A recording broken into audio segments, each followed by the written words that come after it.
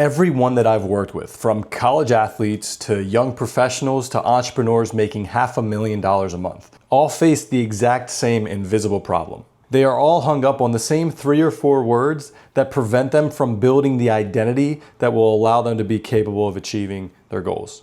And what's fascinating is that your current level of success has nothing to do with whether or not you make this mistake. Many of us are using language patterns that are literally wiring our brains to keep us stuck. And if you've ever caught yourself saying, "I want to be" instead of "I am," your neurons are firing in patterns that neuroscience shows us delays the exact identity you're trying to create. I'm Jesse, and throughout this video, I'm going to show you the linguistic identity transformation framework backed by research from Harvard, Stanford, and decades of neuroscience studies, because what you're about to learn goes way deeper than discipline or motivation. This is about how language literally constructs your identity and your reality at an internal brain level. Now, before we dive in, I do want to address something. What I'm about to dive into might sound a bit familiar to you if you've heard about neuro-linguistic programming, or NLP, but there's a critical difference here. I'm not talking about quick hacks or any manipulation techniques. This is my lit framework. It's grounded across cognitive science, neuroplasticity research, and cultural linguistics. And we'll be looking at how language actually shapes us, and even how entire cultures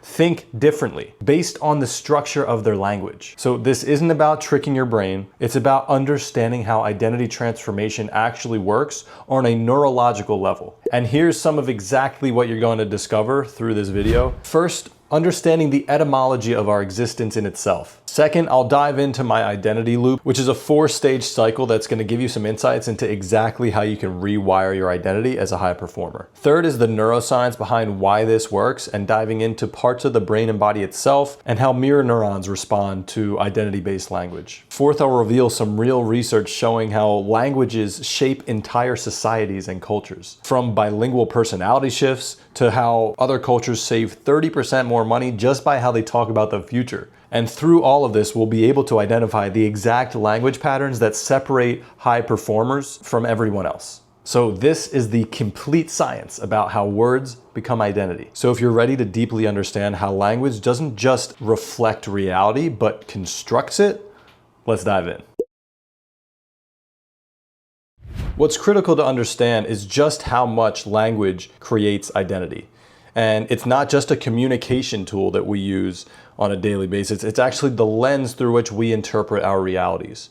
And the words that we use internally through our self-talk, or externally through statements about identity or goals, reinforce our belief systems. And you might have heard the phrase, "Watch your thoughts, they become your words. Watch your words, they become your actions." I've always been so sick and tired of hearing the phrase, "fake it till you make it." And what I believe is that you need to be it before you can become it. And understanding what it means to be versus become is critical to understanding the secret behind identity transformation and how so many people are getting it backwards. Let's start by understanding what it means to be. Well, the word be, exist. When we put an ing after anything, it indicates an ongoing state. So being is the ongoing act of existing. Now, when we say, "I want to be," well, we can't exist in the future. We can only exist in the present. Being is in the present tense. And when we use it in our language, by using that word, it anchors our identity in now. And there's a critical difference between being and becoming. What does it mean to become? Well, one of the definitions of come is to move or travel toward or into a place thought of as near or familiar to the speaker. To become is to come into being, to undergo a specific change and come into a state of being. That implies movement toward a state. We cannot become and be at the same time. It is a future-oriented transitional phase. And the trap is when we start to use the word becoming in a lot of certain sentences, we're always chasing something and we're never actually claiming and existing in the present. And so in order to become something, my argument is that you have to be before you can become. And therefore, you must exist in the present and be in service of the future that you desire. And to wrap it all up with a bow, we are human beings. Again, being, the quality or state of having existence. We are human beings. We are humans that exist in a state of presence. And so when it comes to an identity that we're trying to maintain, when your language lives in the future, your identity stays in the future. When it anchors in the present, your identity changes now. Now, how exactly does this work? Let's dive into the identity loop, because how this truly works is what I've established to be the language-based identity loop, which is our vision dictates our language, which dictates the ability to embody said language, and then iterate on the embodiment of who we are presenting ourselves as.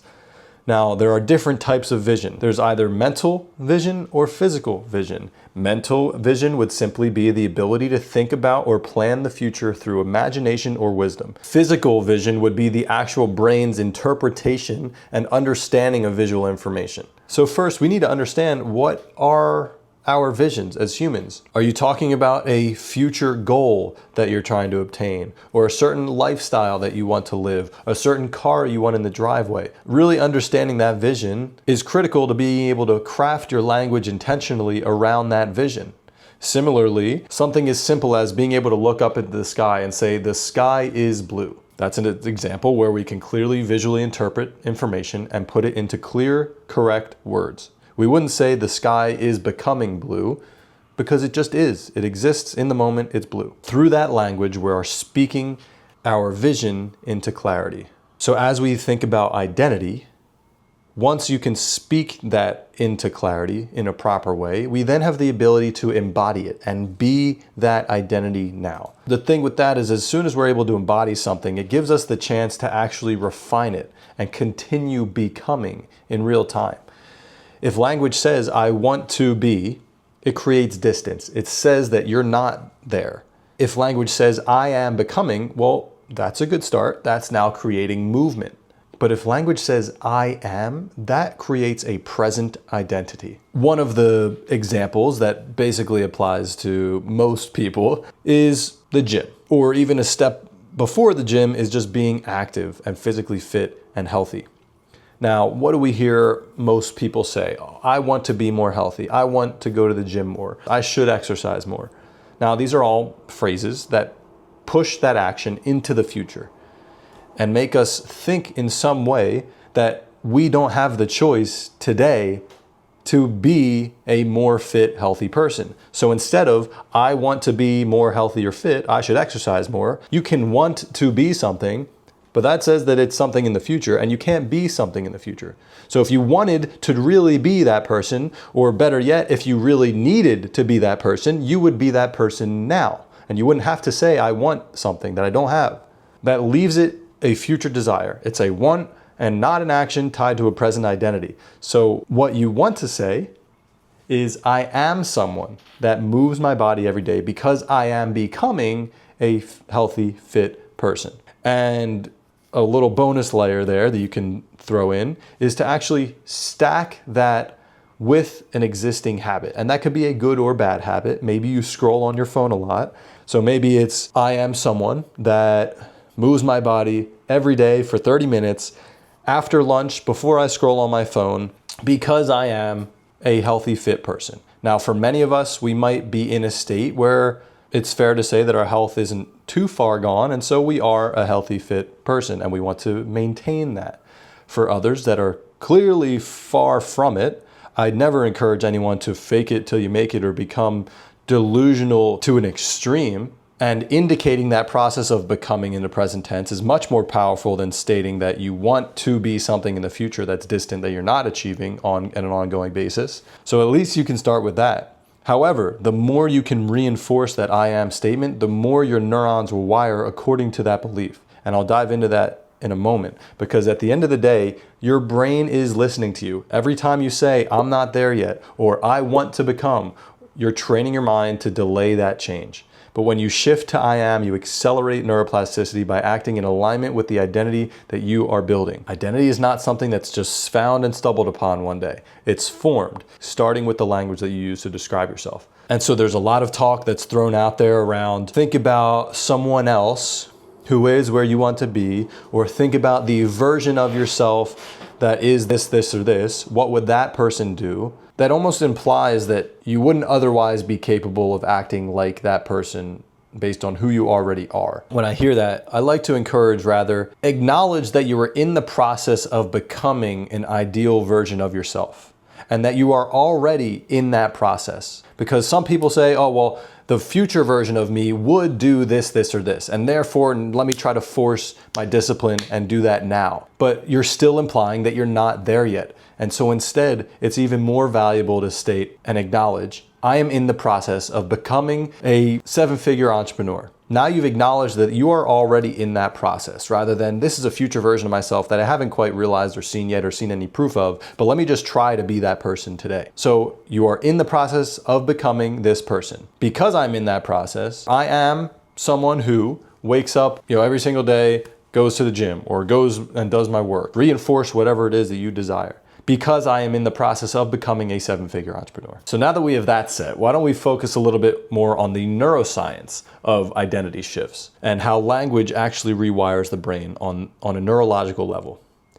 Every word you say, internally, externally, reinforces a neural pathway, as I said before. Repeated language becomes repeated thought, becomes repeated behavior. And this is fundamental to the idea of neuroplasticity. And neuroplasticity at its core is the brain's physical ability to rewire itself in response to related thoughts and actions. The things that we repeatedly say to ourselves and act on is going to wire the neurons of the brain towards those thoughts and actions. Self-talk and internal language become habitual neural loops. Let me throw an example at you. You all know that person that's always like, I'm so tired, or I'm so depressed, I'm so anxious. You're depressed, I'm depressed. No way. Great, high five, circle jerk, fuck off. All we're doing is reinforcing these neural loops of states of being that clearly nobody wants, but for some reason wants to tokenize. And this repetition becomes reinforcement of those identities. Hebb's law states that neurons that fire together, wire together. And this leads us to the idea of cognitive shaping through our language. And our internal dialogues guide our perception. If you continue to say, I'm depressed, or I'm not the kind of person who sticks to things, that statement wires the brain to filter evidence that confirms that idea. And that is the essence of confirmation bias. As humans, we want to be right. And if you go around saying, I'm lazy, or I'm depressed, or all those things, well, your brain is damn sure going to make it a point to find things that confirm that identity. And confirmation bias is reinforced through the reticular activating system, which is effectively a filter that sorts through stimuli that match our internal narratives. And those internal narratives are formed by language, because language forms beliefs. That belief forms our actual perception, and our perception is what creates our identity. And so being that perception can be largely subjective, that means identity is patterned, it's not fixed. Identity is a learned and reinforced system of thoughts and behaviors. And that's why when you shift your language from I'm trying to become to I am someone who, the brain will begin rewiring to match that version of yourself. And studies show that just those two statements in comparison have distinct differences in follow-through. There are proven studies in CBT from, I believe, Harvard and Stanford that confirm that reframing language reduces anxiety and strengthens executive function. And that executive function is what allows us to follow through on the things that we say we're going to do. And that's what we call discipline. Understanding that our words actually dictate whether or not we're able to be disciplined is central to us actually following through and achieving and realizing the identities that we want to have. Now, another system that reinforces this in a strong way and actually layers into how we are as social creatures is mirror neuron activation. And mirror neurons are effectively the neurons in the brain that observe other actions and mirror them. So think about watching a drama or a super emotional movie or something like that. When we see others start to cry, unless you're a sociopath, you probably start to tear up a little bit as well. Well, those are our brain's internal wiring of mirroring those around us. And this is the social layer of identity construction and what happens when we witness others and their self-talk and their actions. If you surround yourself by people that are showing up daily and executing and going to the gym, you are more likely to mirror that behavior. And that's why we say you're the average of the 5 people you spend the most time around, because we mirror their behaviors in different ways. And to go along with that, it's been proven that speaking new identity statements aloud in social settings actually accelerates our rewiring. And the reason for that is public commitment actually increases internal congruences in the brain and that internal pressure and reinforces the belief. You might have noticed if you watch any of my videos, I posted a recent one around my 12-hour walk, and you might have seen online that I had continually thrown out there, I am walking 12 hours, no phone, no music, no speaking, I am doing this. And for me, what I embodied behind the scenes was I am someone who is not tied down to external stimulus, external noise. And so I had to embody that I am that person to be able to get through and go through the process of becoming that solidified version of myself. And that's the strength of having someone in your corner, that you can put your goals out there and externalize them and hold yourself to them. And that even goes to say that if you're someone that wants to increase your time in the gym or things like that, saying I am someone who works out loud, even before it necessarily feels true, actually triggers alignment mechanisms in the brain and triggers those neurons to start firing in the direction of those actions. And in the big picture, why this is so important is, as you can tell, language doesn't live in isolation. You absorb it. You absorb it from all the people that you follow, that you work with, admire, or even just scroll past on social media. So if your environment is full of people saying things that reflect alignment and purpose and discipline, your brain will start wiring towards that identity. Well, that also means that the inverse is true, and that surrounding yourself with disempowering, negative people and negative language keeps your internal system looping in limitation. And like I said before, your words become your thoughts become your actions. Well, the gap between that is the repeated neural activation and identity patterning that we exhibit through the RAS, reticular activating system, and mirror neurons in our brain. There's way more that I could even dive into here when it comes to the neuroscience of how our eyes and minds are connected. That is all formed by language. And I'm going to break down a fascinating study in just a second that dives into this a little bit further and shows how this actually has an impact across different cultures. And before I go into that, I just want to kind of break down a little bit more about how my performance psychology background and experience correlates directly to this. And if you're watching this and you're an athlete or a former athlete, if you think about how we use visualization and rehearsal in sports, when I'm with a client and we're working on free throws, let's say, all of that is a certain type of ritual that gets repeated and repeated and repeated. Something that's crucial as well is visual reps and mental reps. And there are ways to train your mind and prepare for sport, or prepare for a test, or prepare for a date, prepare for an interview. You can have mental visualized reps without actually actively doing the action. And the reason why you're able to do that effectively is that the brain isn't able to distinguish real versus visualized performance. And so in addition to the 100 free throws that I might do in a session, well, you can't be on the court all the time. So when you're home, laying in bed, whatever it is, closing your eyes, visualizing the reps, and going through the motions of that routine, so to speak, that helps you prime that same wiring in the brain that's triggered when you're actually doing the action. And so same goes for, I don't want to mess up the interview, or I want to talk to someone the right way, or I want to be able to go up to a girl in the bar. You can implement visualization and mental rehearsal to prime your brain to be more successful at that. Envision the conversation.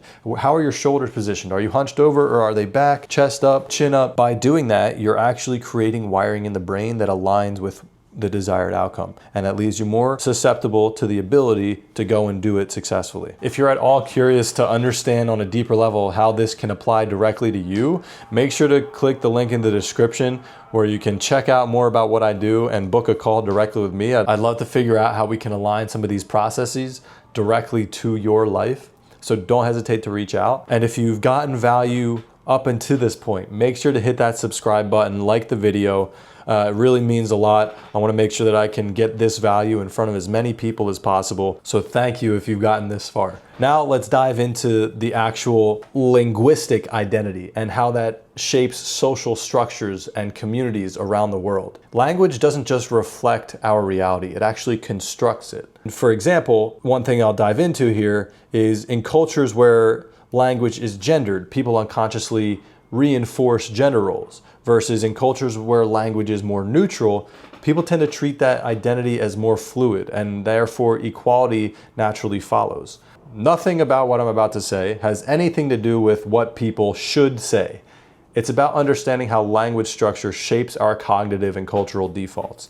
And so while I'm about to call out a lot of these differences, I don't make any claims as to what's right or what's wrong. But here I just want you to understand on a fundamental level how this works. Using this specific example, if we think about cultures that have gendered language, think about Spanish, Russian. There are literal words that are feminine words or masculine words that shape the language, the Spanish language. Now, similarly in Russian, if we look at these cultures, the societal outcome is that these are more traditional cultures with more regressive gender roles. When we compare that to cultures with gender-neutral language, such as Finland, Sweden, Hungary, Estonia, these are all languages that have basically no gendered words or things like that. What we've seen historically is that leads to higher gender equality. There's more women in these countries compared to the others that are in government, more women business owners, and what we see is a lower linguistic bias towards any one action or the other based on language in itself. Now, the fascinating part comes with cultures such as the US or the UK or other English-speaking countries that I would call more of an evolving or hybrid language structure. And the reason why we're somewhere in between is a lot of this varies based on usage, cultural effort, and a lot of the quote-unquote progress or change that we've been seeing in our language is influenced by conscious reforms, such as the adopted pronouns that we're now using and legislation around, let's call it transgender rights and things like that. This has led to a lot of resistance in a lot of different ways. And the reason why is because our language around these terms is unfamiliar to us. And so what we might see as being grammatically incorrect, using they, them pronouns to describe an individual, well, in other cultures, Finland, Sweden, things like that, that is a more normalized usage of language. That just goes to show how strongly language impacts our identities. And of course, when it comes to being in a country like America, because we have complete and total freedom, we see a lot more of this progression around language because we have the freedom to do so. Now, if you're in Russia or China or some of the more dictatorial countries, well, you have no shot at progressing here or implementing any reform. And so that's what's so fascinating and honestly why we should be so grateful to live in a country like this is because we have the freedom to challenge each other, to iterate on language and actually push the boundaries of who we are. And now with the growth of social media, you know, that becomes more and more prevalent. And so there's a lot of bullshit out there. There's a lot of people on both sides of any aisle that are going to act in opposition and things like that.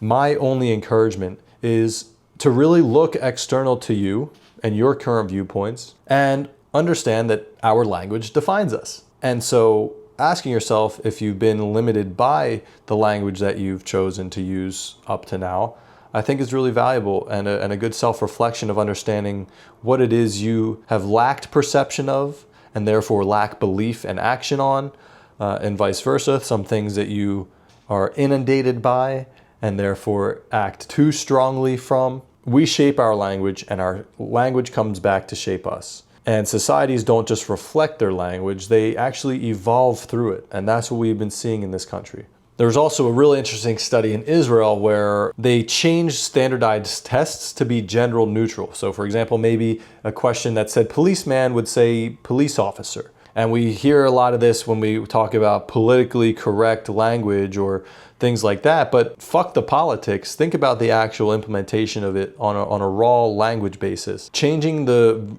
language in the standardized tests to gender neutral improved females' scores without impacting male scores. And so that's pretty fascinating, is how much are we biasing men or women in either a good or bad direction based on the language that we use, and what does that mean as far as their ability to succeed? These are all examples of how our culture's language structures feed into what I call the cultural repatterning feedback loop.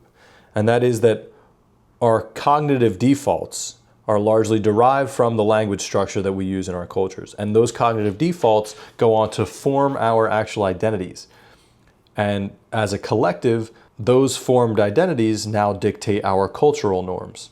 And of course, those cultural norms then reinforce the language structures that we use.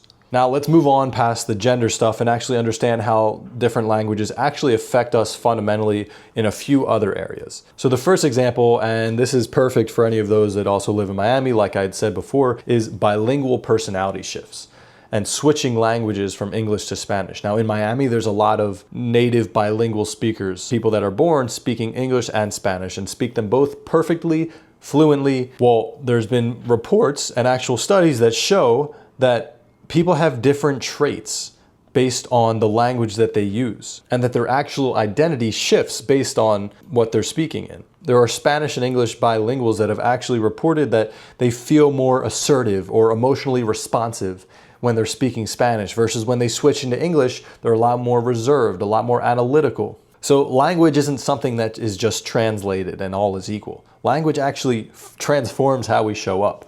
And if we were to dive in a little bit deeper, this makes a lot of sense. Why are people so much more assertive and emotional and all that in Spanish versus English? Well, what does Spanish have that English doesn't have? Accents, actual marks that accentuate parts of different words and gives it more life and vibrance, and that's partly why the cultures might be seen as more vibrant and lively. It's through the actual language, and that's such a small example, but it actually is so telling and really insightful to understanding how much just minor parts of language completely transform the way that we interact with the world. Another study that I really love comes from behavioral economics, and it's called the future tense gap.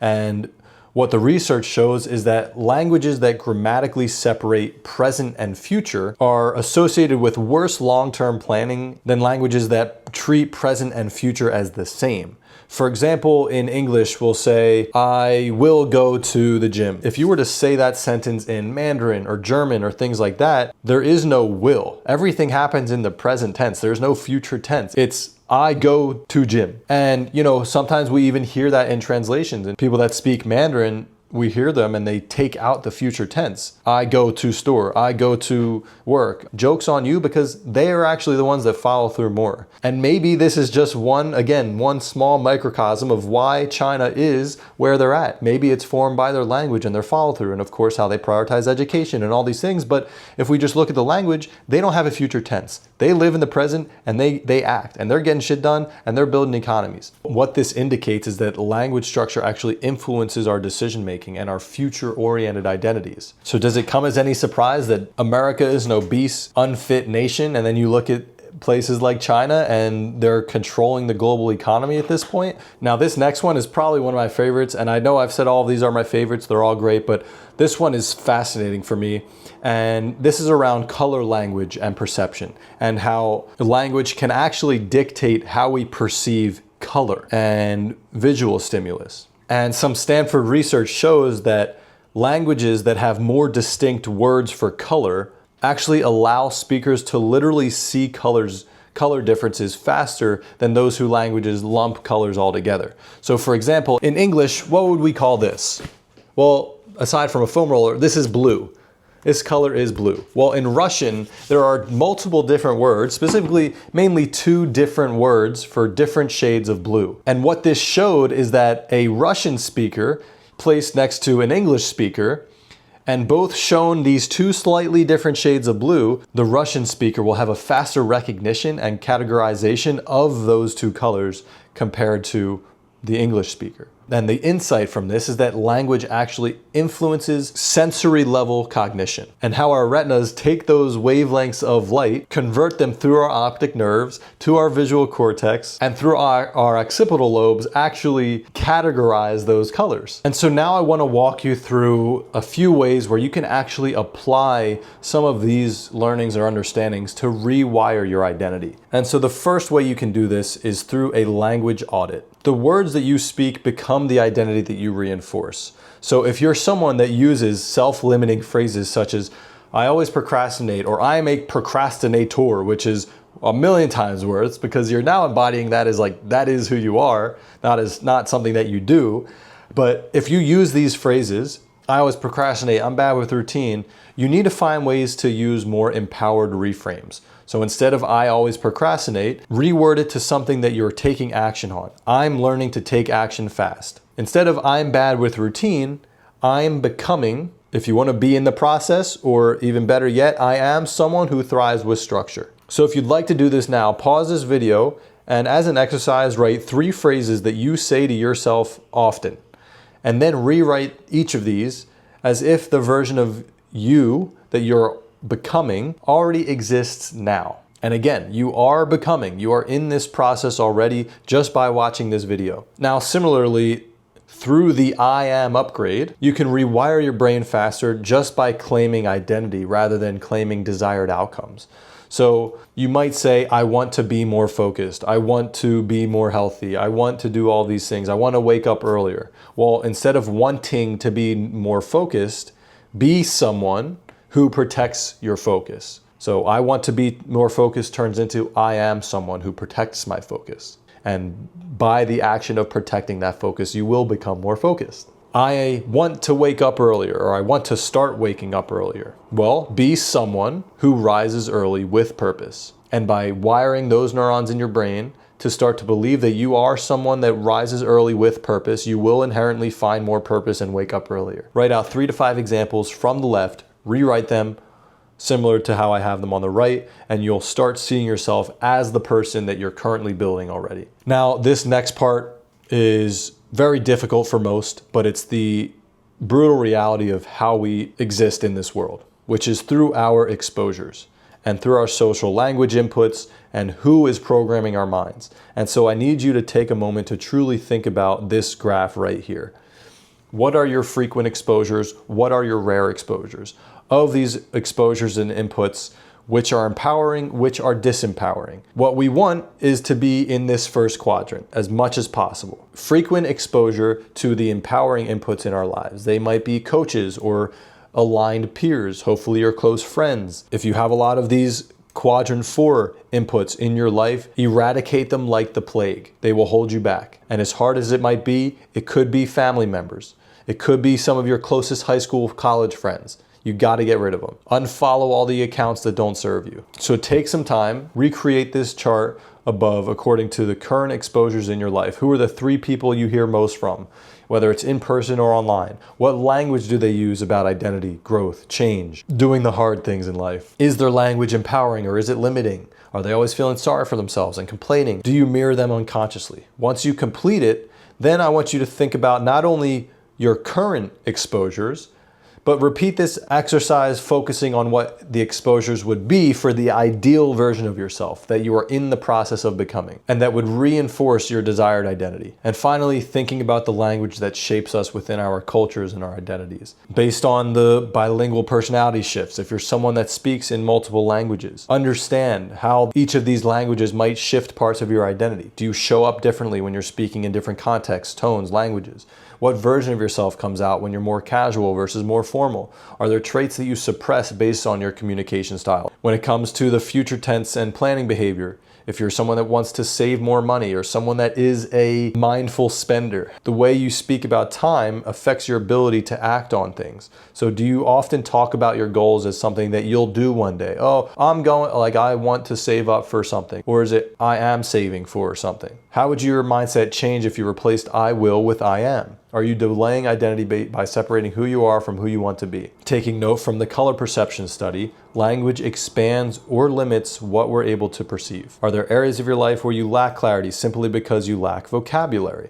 A really great example of this that I can't stress enough is understand how to use the right words for the emotions that you're feeling and processing. That's something that's incredibly valuable, is being able to label your emotions accurately and intelligently so that you can have more ownership over them. Where do you use vague language instead of specifics? Oh, how was your day? It was good. It was busy. It was fine. Be more specific and you'll have more control over the outcomes of your days and your identity and your ability to act through those. How could better language give you better awareness or emotional precision? These exercises, none of it is about right or wrong. That's for you to decide. It's about recognizing how deeply these structures influence our identity, our biases, our perception, how we treat others. And so using this lit framework, understand how are you currently operating? What is the language that you're currently using? And how can you adjust it to better fit who you need to be? So I dove into the beginning around the etymology of being before you can become. And understanding that to be will anchor you in the present, while becoming keeps you in a future state of progression, which is better than wanting to be, which is completely misaligned. The identity framework shows the exact cycle of that and how vision, mental or physical, creates the target. Language programs the neural pathways towards that target, and being able to find embodiment within that language reinforces our identities. And from there, iteration makes it permanent and a progression. The neuroscience proves why all of this works, from Hebb's law showing how repeated language strengthens neural connections, to your RAS filtering reality to match your identity statements, to how mirror neurons actually fire when you hear identity-based language. And all of the cultural research that I dove into really cements and proves all of this, and shows how entire societies think and behave differently based on their language structure, from future tense languages actually creating less future-oriented behavior and reducing present tense action, to how gendered languages reinforce traditional roles, to how color perception actually changes based on vocabulary.